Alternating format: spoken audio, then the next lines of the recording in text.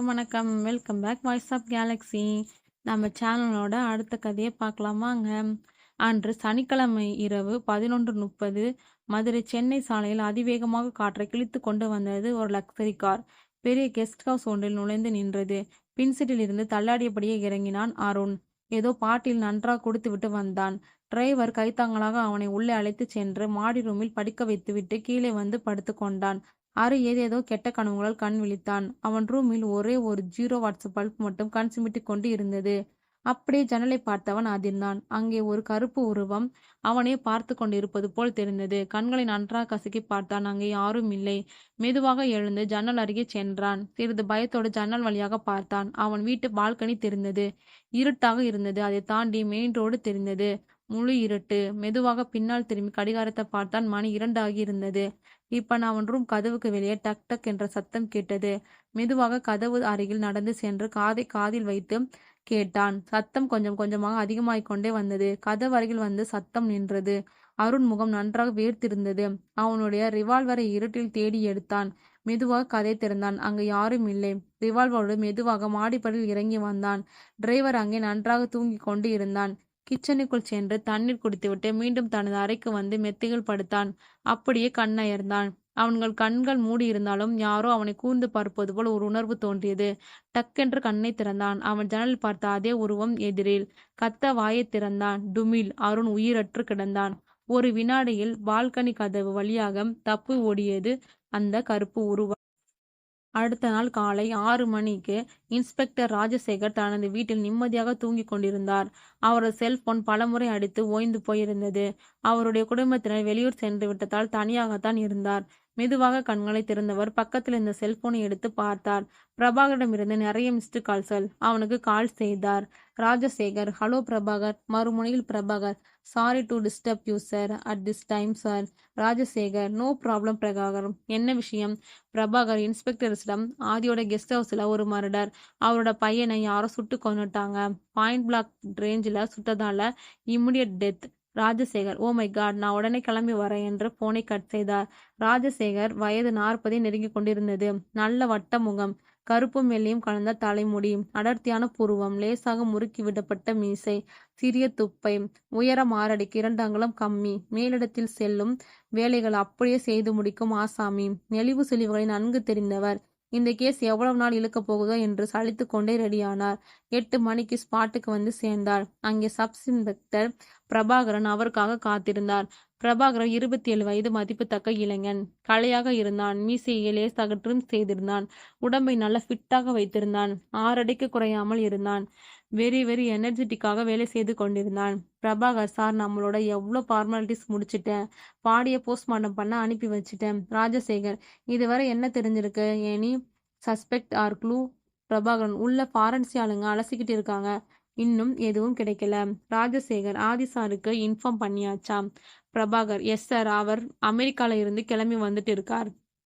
அவர்கள் பேசுவதை தூரத்தில் மறைவில் இருந்து 2 கண்கள் பார்த்து கொண்டிருந்தார். மதியம் 1 மணிக்கு ஸ்பாட்டுக்கு வந்து சேர்ந்தான் அருணின் நண்பன் பிரேம். அருணோடு சேர்ந்து இவனும் பார்ட்டியில் கலந்து கொண்டவன். நேராக ராஜசேகரிடம் தன்னை அறிமுகப்படுத்திக் கொண்ட பிரேம் அவரிடம் பேச ஆரம்பித்தான். பிரேம். என்ன சார் நடந்துச்சு? நியூஸ் கிடைச்சதா? ஓடி வர. அருணுக்கு திடீர்னு இப்படி ஆச்சு? பிரேம் சதைப்பற்று இல்லாமல் ஒல்லியாக இருந்தான். தலை நிறைய சுருள் சுருளாக முடி. 25 வயது மதிக்கத்தக்க இளைஞன். பவர் கிளாஸ் போட்டு இருந்தான். அவனை தனது கண்களால் அலசிக்கொண்டே ராஜசேகர் பதில் கூறினார். ராஜசேகர். இன்னும் விசாரிச்சுட்டு தான் இருக்கோம். உங்களுக்கு தெரிஞ்சா சொன்னீங்கன்னா ஹெல்ப்ஃபுல்லா இருக்கும்.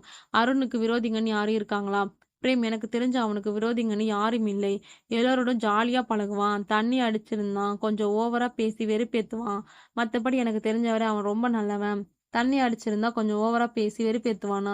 இதை கூறும்போது பிரேமின் முகம் சிறிது வெறுப்புடன் இருப்பதை ராஜசேகர் கவனிக்க தவறவில்லை. ராஜசேகர். ஓகே பிரேம், நீங்க இப்போதைக்கு கிளம்புங்க. தேவைப்பட்டா நான் அவங்கள கூப்பிட்டு விடுறேன். அவனை அனுப்பிவிட்டு நேராக பிரபாகரிடம் வந்தார். ராஜசேகர். பிரபாகர், எனக்கு அந்த பிரேம் பத்தின டீட்டெயில்ஸ் எல்லாம் வேணும். விசாரிக்க சொல்லுங்க என்று சொல்லிவிட்டு சென்றார். மாலை 6 மணி. போலீஸ் ஸ்டேஷனில் ஃபைல்களை புரட்டிக் கொண்டிருந்த ராஜசேகர், பிரபாகரின் சார் என்ற குரல் கேட்டு நிமிர்ந்தார். ராஜசேகர், சொல்லுங்க பிரபாகர், பிரேம் பத்தி விசாரிச்சீங்களா? Prabhakar, yes sir. பிரேம் ஒரு பிசினஸ் மேன். சின்னதா நிறைய பிசினஸ் பண்ணியிருக்கான். எல்லாமே ஃப்ளாப். நிறைய கடன் இருக்கு. அதை கட்ட முடியாம ரொம்ப கஷ்டப்பட்டுட்டு இருக்கான். ராஜசேகர் சிறிது யோசித்த பிறகு, பிரபாகர், ஒருவேளை அருணோட பணத்துக்காக பிரேம் கூட கொலை செஞ்சிருக்கலாமே. பிரபாகர், பட் சார், எதுவும் திருடு போனதுக்கான அறிகுறி இல்ல. His money and card are all safe. Even jewels கூட அப்படியே இருக்கு. ராஜசேகர், இருந்தாலும் எனக்கு பிரேம் மேல ஒரு சந்தேகம் இருக்கு. அந்த ஆள் மூஞ்சே சரியில்லை. நாளைக்கு அவனை விசாரிக்கணும்னு வர சொல்லுங்க. Prabhakaran, okay sir. இரவு 8 மணி. ராஜசேகர் ஒரு காஃபியை வரவழைத்து குடித்து கொண்டிருந்தார். அவசர அவசரமாக உள்ளே நுழைந்தான் பிரபாகர். பிரபாகர் சார், அருணோட PA கதிர் நேரத்துல இன்னும் காணோம் சார். மறுநாள் திங்கள்கிழமை காலை 10 மணி. இன்ட்ரோகேட்டிவ் ரூமில் ராஜசேகர் முன்னால் அமர்த்தப்பட்டிருந்தான் பிரேம். பிரேகாம்கர் அவனுக்கு பின்னால் நின்றிருந்தான். ராஜசேகர் பேச ஆரம்பித்தார். ராஜசேகர், பிரேம், நீங்க என்னவோ என்கிட்ட இருந்து மறைக்கிறதா தோணுது. அது என்ன நீங்களே சொல்லிட்டா நல்லா இருக்கும். பிரேம், என்ன சொல்றீங்க? எனக்கு தெரிஞ்சதான் நேத்தே சொல்லிட்டேனே. ராஜசேகர், நீங்க இன்னும் எதுவுமே சொல்லல பிரேம். எது உங்களுக்கு தெரியும்? உங்களுக்கும் தான். பிரபாகர், என்ன சார் இவங்கிட்ட இப்படி பேசிக்கிட்டு இருக்கீங்க? நம்ம ட்ரீட்மெண்ட் ஆரம்பிச்சிருவோம் சார். அடி தாங்காம எல்லாத்தையும் சொல்லிடுவான். ராஜசேகர், வெயிட் பிரபாகர், ஃபர்ஸ்ட் அவருக்கு ஒரு சான்ஸ் கொடுப்போம். ஓகே பிரேம். சனிக்கிழமை நீங்களும் அவனும் மீட் பண்ணீங்களா? பிரேம், அன்னைக்கு எனக்கு ஹெவி ஒர்க், பிஸ்னஸ் விஷயமா கிளைண்ட் மீட்டிங் நிறைய இருந்துச்சு. ஸோ நான் அருணா அன்னைக்கு பார்க்கவே இல்லை. ராஜசேகரும் பிரபாகரும் ஒருவரை ஒருவர் பார்த்து சிரித்து கொண்டனர். பிரபாகர், அப்போ இது யாரு சார் என்று பிரேமை பார்த்து கேட்டுக்கொண்டே சிஸ்டத்தில் இருந்த அருணின் கெஸ்ட் ஹவுஸ் CCTV ஃபுட்டேஜை எடுத்து பிளே செய்தான். அந்த ஃபுட்டேஜில் அருணும் பிரேமும் சனிக்கிழமை மாலை 6:30 மணிக்கு ஒன்றாக கெஸ்ட் ஹவுஸில் இருந்து வெளியேறியதாக தெரிந்தது. பிரேம் இப்போது கொஞ்சம் பயந்து போனான். ராஜசேகர், என்ன பிரேம், முகமெல்லாம் வேர்த்து போயிருக்க? இப்பவாவது உண்மையை சொல்றீங்களா? பிரேம் நடுங்கிய குரலில் பேச ஆரம்பித்தான். சார், நான் அவனை சந்திச்சது உண்மைதான். ஒன்னாதான் வெளியே ஒரு பார்ட்டிக்கு போனேன். பட் நான் அவன் கூட திரும்ப கெஸ்ட் ஹவுஸ்க்கு வரல. நீங்க வேணும்னா ஃபுட்டேஜை செக் பண்ணி பார்த்துக்கோங்க. ராஜசேகர், பட் அதுக்கு ப்ரூஃப் எதுவும் இல்லை. 11 மணிக்கு அப்புறம் CCTV எதுவுமே ஒர்க் ஆகாத மாதிரி யாரோ ஹெவி ஒர்க் பண்ணியிருக்காங்க. Prabhakar, so Prem, you are the ones suspected and will be arrest. இவ்வாறு பிரபாகர் சொல்லி முடிக்க பயத்துடன் மிரண்டு போய் உட்கார்ந்திருந்தான் பிரேம். பயந்து நடுங்கிக் கொண்டிருந்த பிரேமிடம் தன்மையான குரலில் பேசினார் ராஜசேகர். ராஜசேகர், இங்க பாரு பிரேம், இப்பயாவது அன்னைக்கு என்ன நடந்துச்சு எல்லாத்தையும் அப்படியே சொல்லிடு. இல்லைன்னா உனக்கு தான் பிரச்சனை. அருணோட டிரைவர் கிட்ட விசாரிக்கும் போது உங்களுக்குள்ள நடந்த பிரச்சனையை சொல்லிட்டான். இப்ப நீயே நடந்தது அப்படியே சொல்லிட்டேன்னா எல்லாமே ஈஸியா முடிஞ்சிடும். பிரேம் பயந்து கொண்டே குடிக்க தண்ணீர் கேட்டான். பிரபாகர் தண்ணீர் கொண்டு வர குடித்து விட்டு அன்றைய என்ன நடந்தது என்று கூற ஆரம்பித்தான். பிரேம் சார், நான் எல்லாத்தையும் சொல்லிடுறேன். நான் இதுவரை செஞ்ச எல்லா பிஸ்னஸையும் லாஸ் ஆகிடுச்சு. கடன் கொடுத்தவங்க எல்லாரும் பணத்தை உடனே செட்டில் பண்ண சொல்லி கேட்டாங்க. ஸோ நான் அருணுக்கு அன்னைக்கு காலைல கால் பண்ணி கொஞ்சம் பணம் கேட்டேன். அவன் என்னை ஈவினிங் 5 மணிக்கு அவனோட கெஸ்ட் ஹவுஸ்க்கு வர சொன்னான். ராஜசேகர், காலைல எத்தனை மணிக்கு அருணுக்கு கால் பண்ணீங்க? பிரேம், 10 மணி இருக்கும் சார். அவனோட பர்சனல் நம்பருக்கு கால் போகல. ஸோ அஃபிஷியல் நம்பருக்கு கால் பண்ணேன். நல்ல வேளை அருணே கால் அட்டன் பண்ணனா. பிரபாகர், ஏன் அப்படி சொல்றீங்க? பிரேம், எப்பவுமே அந்த நம்பர்ல கால் பண்ணனா அவனோட PA கதிர் தான் எடுப்பான். அதான். ராஜசேகர், அருணோட PA கதிர் இஸ் மிஸ்ஸிங். உங்களுக்கு எதுவும் தெரியுமா? பிரேம், அதை பத்திலாம் எனக்கு தெரியாது சார். ராஜசேகர், பிரபாகர், நீங்க அந்த மிஸ்ஸிங் கேஸை யார் டீல் பண்றாங்கன்னு பார்த்து பெண்டிங்ஸ் என்னன்னு அப்டேட் பண்ணுங்க என்று சொல்லிவிட்டு பிரேமை நோக்கி தொடருமாறு சைகை காட்டினார். பிரேம், நான் ஷார்ப்பா 5 மணிக்கு அவன் கெஸ்ட் ஹவுஸ்க்கு போனேன். நாங்க கொஞ்சம் கேஷுவலா பேசிட்டு இருந்தோம். அப்புறம் பணத்தை பத்தி பேசும்போது என்ன ரொம்ப குத்தி காட்டினான். பிசினஸ் பண்ணலாம் லாய்க்கு இல்லைன்னு சொல்லி கேவலப்படுத்தினான். நான் என் கோபத்தை எல்லாம் கண்ட்ரோல் பண்ணிட்டு இருந்தேன். அப்புறம் ஒரு பார்ட்டி இருக்கு, போயிட்டு வரும்னு கூட்டிட்டு போனான். ராஜசேகர், அப்புறம் பிரேம், அவ்வளவுதான் சார் நடந்தது. பார்ட்டி முடிஞ்சிட்டு நான் அங்கிருந்து நேரா கால் டாக்ஸி பிடிச்சி வீட்டுக்கு போயிட்டேன். ராஜசேகர், நீங்க ஏன் அருணோட கிளம்பல? பிரேம், அது அருண் கிளம்ப லேட் ஆகும்னு சொன்னான். நான் டைமுக்கு டேப்லெட் சாப்பிடணும், அதான். ராஜசேகர், டேப்லெட்டா எதுக்கு? பிரேம் தான் உளறி விட்டதை உணர்ந்தான். பிரேம், அது சார். ராஜசேகரும், சொல்லுங்க பிரேம். பிரேம், எனக்கு ITI இருக்கு, அதான் டேப்லெட். பிரபாகர், அப்படின்னா? Prem, intermittent explosive disorder. அதாவது எனக்கு கோபம் வந்துச்சுன்னா என்ன பண்றேன்னு எனக்கே தெரியாது. பிரபாகரன், ஓ இது வேறையா? ராஜசேகர், ஓகே பிரேம், நீங்க இப்போ போகலாம். பட் நாங்க எப்போ கூப்பிட்டாலும் நீங்க உடனே வரணும். பிரேம், அப்பாடா தப்பிச்சோம் என்று அவசர அவசரமாக கிளம்பி சென்றான். அவன் சென்றவுடன் பிரபாகர் பேச ஆரம்பித்தார். பிரபாகர், என்ன சார் இவனை விட்டுட்டீங்க? இவன் தான் கொலை பண்ணியிருக்கணும். நம்ம கிட்ட என்னென்னமோ கதை விடுறான். ராஜசேகர், அவசரப்படாதீங்க பிரபாகர். பார்ட்டியில் என்ன நடந்துச்சுன்னு விசாரிங்க. இவன் சொன்னது எல்லாம் உண்மையான தெரிஞ்சிரும். Prabhakar, okay sir. ராஜசேகர் அப்புறம் அந்த பிஏ பத்தி அப்டேட் ஏதாவது தெரிஞ்சதா? பிரபாகர் அந்த பிஏ கதிரோட மொபைல் கடைசி அருணோட கெஸ்ட் ஹவுஸ் பக்கத்துல ஆக்டிவேட் இருந்திருக்கு. இப்போதைக்கு வேற ஹான்ஸ் எதுவும் கிடைக்கல. ராஜசேகர் கண்களை மூடின ஆழ்ந்த சிந்தனைக்கு போனார். மதியம் 1 மணி. ராஜசேகர் தனது டேபிளில் அமர்ந்து அப்போதுதான் வந்திருந்த அருணின் போஸ்ட்மார்டம் ரிப்போர்ட்டை படித்துக் கொண்டிருந்தான். ரிப்போர்ட்டில் அருண் 2 3 மணிக்குள் கொல்லப்பட்டிருக்கலாம் என்று போட்டிருந்தது. அவருக்கு மனதில் குழப்பமாக பல எண்ணங்கள் ஓடிக்கொண்டு இருந்தன. டிரைவர் சரியா 2:20க்கு துப்பாக்கி சத்தம் கேட்டதா சொன்னான். அவன் தான் முதல்ல பாடியை பார்த்துட்டு போலீஸுக்கு இன்ஃபார்ம் பண்ணியிருக்கான். இவ்வாறு சிந்தித்துக் கொண்டிருந்தான். சரி, கொஞ்ச நேரம் வீட்டுக்கு சென்று ஓய்வெடுக்கலாம் என்று கிளம்பினான். அப்போது கான்ஸ்டபிள் உள்ளே வந்து, சார், உங்களை பார்க்க ஆதி சார் வந்திருக்காரு என்று கூறினான். ராஜசேகர் சரி, வர சொல்லு என்று கூறி மீண்டும் சேரில் அமர்ந்தான். ஆதி நேராக உள்ளே வந்து தன்னை அறிமுகப்படுத்திக் கொண்டு ராஜசேகர் எதிரில் அமர்ந்தார். ஆதி 50 இருந்து 53 வயதுக்குள் இருக்கும். வயிறு நல்ல தொப்பை போட்டிருந்தாலும் 6 அடிக்கு மேல் உயரம். சுத்தமாக சேவ் செய்யப்பட்ட மீசை தாடி. நல்ல கம்பீரமாக கோட் ஷூட் போட்டு இருந்தார். முகத்தில் மட்டும் இன்னும் மகனை இழந்த சோகம் மறையாமல் இருந்தது. ராஜசேகர் பேச்சை ஆரம்பித்தார். ராஜசேகர், நாங்களே உங்களை வீட்டுக்கு வந்து பேசுறோம்னு நினைச்சிட்டு இருந்தோம். உங்களோட ஃபார்மாலிட்டிஸ் எல்லாம் முடியட்டும் தான் வெயிட் பண்ணிட்டு இருந்தோம். ஆதி, இட்ஸ் ஓகே, என்ன கேட்கணும் கேளுங்க. ராஜசேகர், நான் நேராகவே விஷயத்துக்கு வரேன். உங்களுக்கு இது சம்பந்தமா யார் மேலேயாவது சந்தேகம் இருக்கா? உங்க பையனோட எனிமீஸ், உங்க பிசினஸ் எனிமீஸ், உங்க பையனோட ஃப்ரெண்ட்ஸ், இல்லைன்னா வேற யார் மேலேயாவது? ஆதி நன்றாக யோசித்து கொண்டே பேசினார். அப்படி யாரும் இருக்கிறதா எனக்கு தெரியல. ராஜசேகர், நல்லா யோசிச்சு பாருங்க. நீங்க பிசினஸ்க்காக நிறைய இல்லீகல் விஷயம் கூட பண்ணியிருக்கலாம். Sorry to say this. அப்படி ஏதாவது இருந்தாலும் என்கிட்ட நீங்க தாராளமா ஷேர் பண்ணலாம். நான் அதை ஆஃப் த ரெக்கார்ட் வச்சுட்டு தான் விசாரிப்பேன். ஆதி ஓரிரு வினாடிகள் யோசனை செய்து அவர் முகம் பாருவதை ராஜசேகர் கவனித்து கொண்டார். ஆதி, அப்படியெல்லாம் ஒண்ணுமில்லை சார் என்று வார்த்தைகள் வந்து விழுந்தன. ராஜசேகர், ஓகே, உங்க பையனோட ஃப்ரெண்டு பிரேம தெரியுமா? ஆதி, ஓ தெரியுமே, அவனுக்கு என்ன? ராஜசேகர், அவரை தான் நாங்க சஸ்பெக்ட் பண்றோம். ஆதி, ஓ நோ, அவன் ரொம்ப நல்ல பையன். என் பையனுக்கு ரொம்ப க்ளோஸ் ஃப்ரெண்ட். எங்க பிசினஸ் கூட நிறைய ஹெல்ப் பண்ணியிருக்கான். ராஜசேகர், ஓகே சார், நீங்க இப்போ போகலாம். தேவைன்னா நாங்களே வர்றோம். ஆதி தனது கார் வரை சென்று திரும்பி ராஜசேகரிடம் வந்து, ஆதி, நீங்க சொல்லும் போதுதான் எனக்கு என்னோட பிசினஸ் எனிமி விக்ரம் மேல ஒரு டவுட் வருது என்று கூறினான். ராஜசேகர், யூ மீன் அந்த விக்ரம் ஸ்டீல் எம்டி விக்ரம்? ஆதி, ஆமா சார். ராஜசேகர், ஓகே, நாங்க பாத்துக்கிறோம் என்று கூறி ஆதி அனுப்பி வைத்தனர். ஆதி கிளம்பி செல்ல பிரேம் கூறியதை பற்றி பாட்டி நடந்த விடத்தில் விசாரித்துவிட்டு ஏதோ சாதித்தது போல் சந்தோஷமாக உள்ளே நுழைந்தான் பிரபாகரன். பிரபாகர் தான் கண்டுபிடித்தவற்றை ராஜசேகரன் சொல்லும் முன் ராஜசேகரன் செல்போன் ஒலித்தது. அதை எடுத்து பேசியவர் முகம் அதிர்ச்சிக்கு பிறகு சோகமாக மாறியது. பேசிவிட்டு போனை கட் செய்தவர் பிரபாகரை பார்த்து பேச ஆரம்பித்தார்.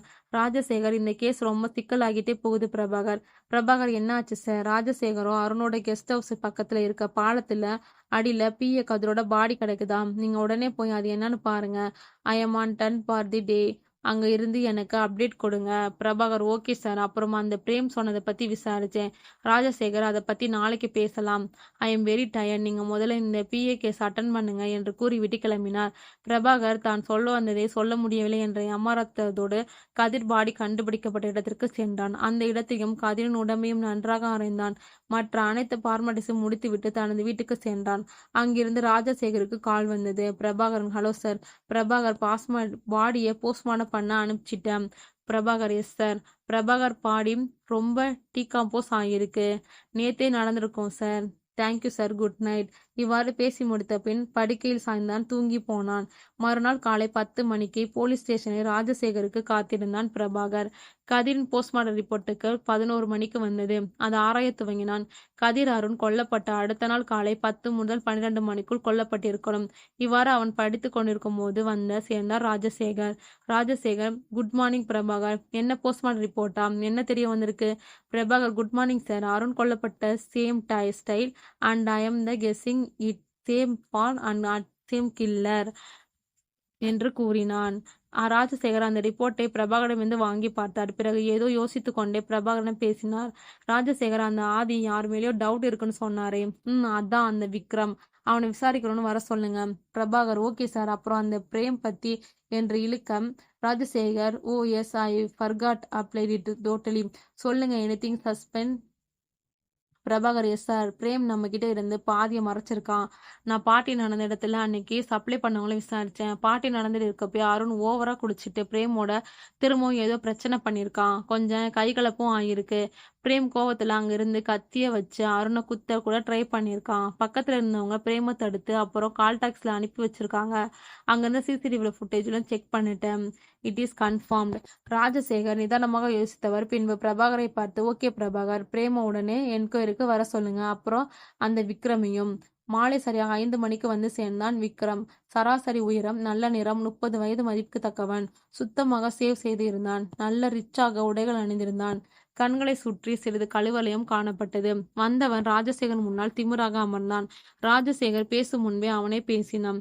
விக்ரம், எதுக்கு என்ன இங்க வர சொன்னீங்க? எதுவா இருந்தாலும் சீக்கிரமா சொல்லுங்க என சொன்னான். ராஜசேகர் பதில் சொல்வதற்குள் அவருடைய செல்போன் அடித்தது. மறுமுனையில் ஆதி பதட்டமாக பேசினார். ஆதி சார், என்னோட பையனை அந்த விக்ரம் தான் கொலை பண்ணியிருக்கான். உடனே கிளம்பி என்னோட வீட்டுக்கு வாங்க என்று கூறினான். உடனே பிரபாகரிடம் விக்ரம் எங்கேயும் செல்லாமல் பார்த்துக்கொள்ள சொல்லிவிட்டு ராஜசேகர் ஆதி வீட்டிற்கு கிளம்பினார். அடுத்த 1/2 மணி நேரத்தில் ஆதி வீட்டில் இருந்தார் ராஜசேகர். ராஜசேகர், சொல்லுங்க சாதி, எதை வச்சு விக்ரம் தான் உங்க பையனை கொலை பண்ணிருக்கான்னு சொல்றீங்க? ஆதி, இதுதான் கதிரோட ரூம். இன்னைக்கு நான் எதாச்சியா உள்ள போய் பார்க்கும்போது அவன் பெட்டுக்கடியில இருந்து இந்த பென் டிரைவை எடுத்தேன். இதுல இருக்கிற வீடியோவை நீங்களே ப்ளே பண்ணி பாருங்க. ஆதியின் லேப்டாப்பில் அதை போட்டு ஓடவிட்டார் ராஜசேகர். அதில் விக்ரமின் முகம் தெள்ள தெளிவாக தெரிந்தது. அவன் இந்த வீடியோவை எடுத்துக்கொண்டிருப்பவனிடம் பேசினான். விக்ரம் அந்த அருண் வந்ததுல இருந்து நமக்கு இடைஞ்சலாவே இருக்கான். நம்பர் 1 பொசிஷன்ல இருந்த நம்ம கம்பெனியை பின்னாடி தள்ளிட்டான். நம்ம கிளைண்ட்ஸ் எல்லாரும் இப்போ அவன்கிட்ட போயிட்டாங்க. எல்லா கான்ட்ராக்ட்ஸும் அவனுக்கே போகுது.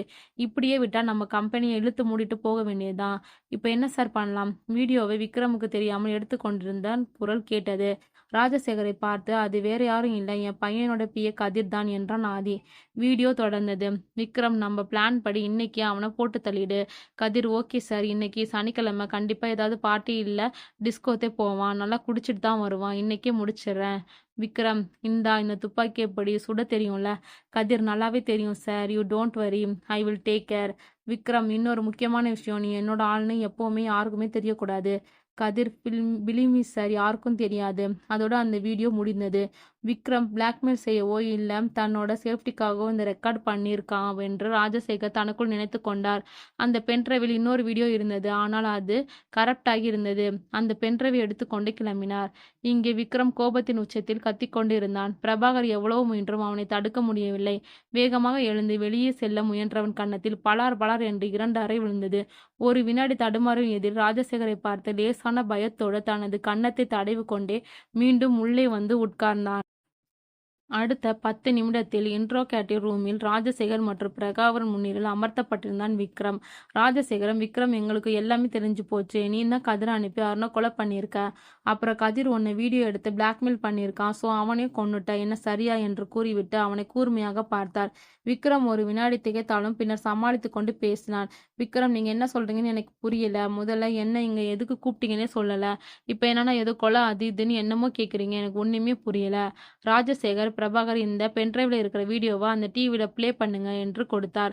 அந்த வீடியோ ப்ளே செய்யப்பட்ட அதை முகமெல்லாம் உயர்த்து கொண்டே நடுக்கத்துடன் பார்த்து முடித்தான் விக்ரம். ராஜசேகர், இப்பயாவது உண்மையை சொல்றியா? பிரபாகர், என்ன சார் இன்னும் இவனை இப்படி விசாரிச்சுட்டு என்கிட்ட விடுங்க, அடிக்கிற அடியில உண்மையெல்லாம் சொல்லிடுவான். விக்ரம் இன்னும் பயந்து போனான். விக்ரம் சார், நடந்த எல்லாத்தையும் சொல்லிடுறேன், என்னை விட்டுருங்களேன். ராஜசேகரம், சொல்லு. விக்ரம், அன்னைக்கு நைட்டு 3 மணிக்கு கதிர் எனக்கு கால் பண்ணா என்று ஆரம்பித்தான். நடந்ததை விவரித்தான். கதிர், ஹலோ சார், ஒரு குட் நியூஸ், அருண் செத்துட்டான். விக்ரம், வாவ், சொன்ன மாதிரி அருணை முடிச்சிட்டியா, வெல்டன். கதிர், இல்லை சார், நீங்கள் நினைக்கிற மாதிரி நான் அவனை கொல்லலை, எனக்கு முன்னாடியே அவனை வேற யாரோ கொலை பண்ணிட்டாங்க. விக்ரம், என்ன சொல்ற கதிர், யார் அவனை கொன்னது? கதிர், அது யாருன்னு நான் பார்க்கல, பட் நம்ம நினைச்ச காரியம் நடந்துருச்சு. விக்ரம், ஆமா, எப்படியும் நம்ம நினைச்சது ஒழிஞ்சான், நீ உன் மேல எதுவும் சந்தேகம் வராம பார்த்துக்கோ. கதிர், ஓகே சார், நான் பார்த்துக்கிறேன். இவ்வாறு சொல்லி முடித்தான் விக்ரம். பிறகு ராஜசேகரை பார்த்து, இதுதான் சார் நடந்தது, வேற எதுவும் எனக்கு தெரியாது, என்னை விட்டுருங்க என்று கெஞ்சினார். பிரபாகர், என்னடா புருடா மாட்டிக்கிட்டோம்னு கதை சொல்லி தப்பிக்க பார்க்கறியா என்று சொல்லிக்கண்டு விக்ரமை அடிக்க போகும்போது நெருங்கினான்.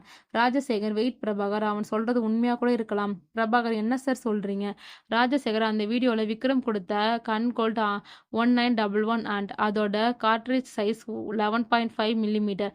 பட் அருண் சுட்டப்பட்ட bullet cartridge size 9 millimetre and the bullet glock model pistol use பண்றது. ஸோ அருண் விக்ரமோட கண்ணால சுடப்படல. இது எனக்கு வீடியோ பார்க்கும்போதே தெரிஞ்சிடுச்சு. ஸோ இப்போ உண்மைய கில்லர் யாருன்னு நம்ம கண்டுபிடிக்கணும். பிரபாகர், விக்ரம், கதிர் இத பண்ணலனா வேற யார் சார் பண்ணியிருப்பாங்க? ராஜசேகர், அந்த பென்ட்ரைவ்ல இன்னொரு கரப்ட் வீடியோ இருக்கு. அத நம்ம டெக்னிக்கல் டீமுக்கு அனுப்பி ரெக்கவர் பண்ண முடியுதான்னு பார்க்க சொல்லப் போறேன். அது மூலமா ஏதாவது க்ளூ கிடைக்கலாம். பிரபாகர், எனக்கு இப்போ அந்த பிரேம் மேல இன்னும் டவுட் அதிகமாகுது. அவனாதான் இருக்கும். இவ்வாறு பிரபாகர் பேசிக் கொண்டிருக்கும்போதே ராஜசேகரின் செல்போன் அலறியது. எடுத்து பேசிவிட்டு வைத்தவர் அமைதியாக டேபிளில் கை வைத்து நின்று கொண்டிருந்தார். பிரபாகர், என்ன சார் திடீர்னு ஒரு மாதிரி ஆயிட்டீங்கன்னு என்று கேட்க அவனை நிமிர்ந்து பார்த்தவாறு பேசினார். Rajasekar, Prem is dead. ராஜசேகர் கூறியது பிரபாகர் மூளையை சென்றடைய சிறிது நேரம் பிடித்தது. பிரபாகர் அதிர்ச்சியில், என்ன சார் சொல்றீங்க? ராஜசேகர், எஸ், பிரபாகரன் அருண் கொலையான அதே கெஸ்ட் ஹவுஸ் பக்கத்துல இருக்கிற சிமெண்ட்ரல் பாடியில கிடக்குதாம். இதுவும் சேம் ஸ்டைல் பாயிண்ட் பிளாங்க் ரேஞ்சில் இருந்து சுட்டிருக்காங்க. Same 9mm bullet. Prabhakar, oh my God, நான் பிரேம் தான் இது எல்லாம் பண்றான்னு நினைச்சேன். இப்போ என்ன சார் பண்ண போகிறோம்? ராஜசேகர் லெட் மீ திங்க் என்று கூறிவிட்டு தனது சேரில் அமர்ந்தார். அங்கே ஒரு ஓரத்தில் என்ன நடக்கின்றது என்று புரியாமல் விழித்து கொண்டு நின்றிருந்தான் விக்ரம். சிறிது நேரம் அப்படியே யோசித்தவர் பிரபாகரை பார்த்து, நம்ம உடனே ஆதி வீட்டுக்கு கிளம்புவோம், அவருக்கு ஏதோ கண்டிப்பா தெரிஞ்சிருக்கு என்று வேகமாக எழுந்தவர் கான்ஸ்டபிளை கூப்பிட்டு விக்ரமை லாக்கப்பில் வைத்திருக்க சொல்லிவிட்டு பிரபாகரன் வேறு யாரையாவது பிரேமை டெத் பாயிண்ட்டுக்கு அனுப்ப சொன்னார். பிறகு ராஜசேகரும் பிரபாகரனும் ஆதி வீட்டிற்கு கிளம்பினர். ஆதி வீட்டில் மூவரும் எதிரெதிராக நின்று கொண்டிருந்தனர். ராஜசேகர் ஆரம்பித்தார். சொல்லுங்க ஆதி, நீங்க எதையோ என்கிட்ட இருந்து மறைக்கிறீங்க. இப்போவாவது உண்மையை சொல்லிட்டீங்கன்னா உங்களுக்கு தான் நல்லது. உங்களோட சம்பந்தப்பட்டவங்க தான் வரிசையா கொல்லப்படுறாங்க. ஆதி எதுவும் பேசாமல் அமைதியாக இருந்தான். ராஜசேகர், இதோ பாருங்க, அடுத்து நீங்களா கூட இருக்கலாம். உண்மை சொன்னா உங்களை காப்பாத்துறதுல சுலபம். அந்த கில்லரையும் பிடிச்சிடலாம். நீங்க என்ன நம்பி சொல்லலாம். நாங்க ஆஃப் த ரெக்கார்ட் தான் வச்சுப்போம், விசாரிப்போம். ப்ளீஸ், எதுவா இருந்தாலும் உங்களுக்கு தெரிஞ்சதை சொல்லுங்க. ஆதி ஒரு பெருமூச்சு விட்டபடி, ஓகே சொல்றேன். நாங்க எல்லாரும் சம்மந்தப்பட்டது அந்த அந்த ரியல் எஸ்டேட் விஷயம்தான். எங்களுக்கு எங்களோட பிஸ்னஸ் டெவலப் பண்ண பல ஏக்கர் நிலம் தேவைப்பட்டது. அப்போ ரியல் எஸ்டேட் பண்ணிக்கிட்டு இருந்த பிரேம் எங்களுக்கு உதவி செஞ்சான். அவன் மூலமா எங்களுக்கு தேவையான நிலத்தை கண்டுபிடிச்சோம். அது இருக்கிறது ஒரு விவசாயத்தை நம்பி இருக்கிற கிராமம். அருணோட பிஏ கதிர் அங்க அனுப்பணும். அவங்களோட வறுமையை பயன்படுத்தி கதிர் கொஞ்சம் கொஞ்சமா அவங்க மனசை மாத்தி நிலத்தை எங்களுக்கே விற்க ஏற்பாடு செஞ்சான்.